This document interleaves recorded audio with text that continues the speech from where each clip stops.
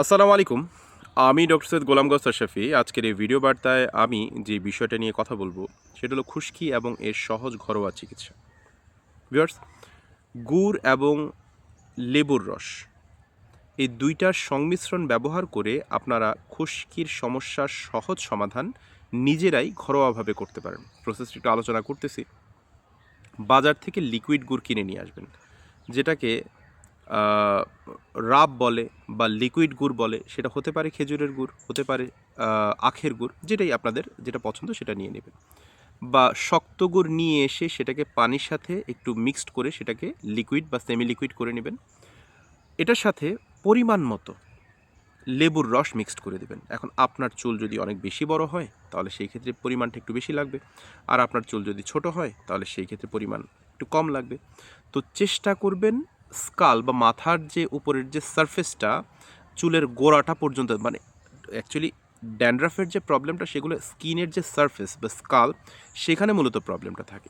তো সেই ক্ষেত্রে আপনারা করবেন যে ভালো করে মিক্সড করে নেবেন, মানে গুড়টা এবং লেবুর রসটাকে ভালো করে মিক্সড করে নেবেন। তো মিক্সড আপ করার পরে সেটা ভালো করে আপনি চুলের গোড়া এবং স্কালের মধ্যে ভালো করে লাগাবেন গোসলের আধা ঘন্টা আগে।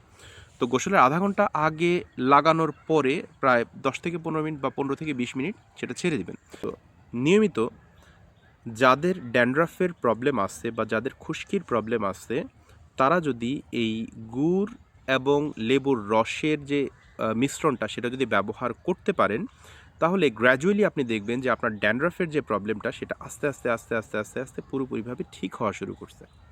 এবং কয়েক মাসের মধ্যে দেখবেন যে আপনার চুল আরও বেশি মসৃণ হয়ে গেছে, চুল গজানো শুরু করছে, চুলের যে ধুলোবালি বা যে ময়লাগুলা ছিল সেগুলো ঠিক হয়ে গেছে, এবং স্কালের মধ্যে যে খুশকিগুলো ছিল এবং পুরোপুরিভাবে ইনশাআল্লাহ ঠিক হয়ে যাবে। ভিউয়ার্স, আমি যেভাবে আলোচনা করলাম হয়তোবা কারো কোনো প্রশ্ন থাকার কথা না, বাট তারপর যদি কারো কোনো প্রশ্ন থাকে so you can ask me. 01785857116 এটা আমার ফোন নাম্বার। আমি আমার প্রত্যেকটা ভিডিওতে বলি একই কথা। এই ভিডিওর মধ্যে, this video does not replace the actual medical advice. Always consult with your doctor for the further medical condition.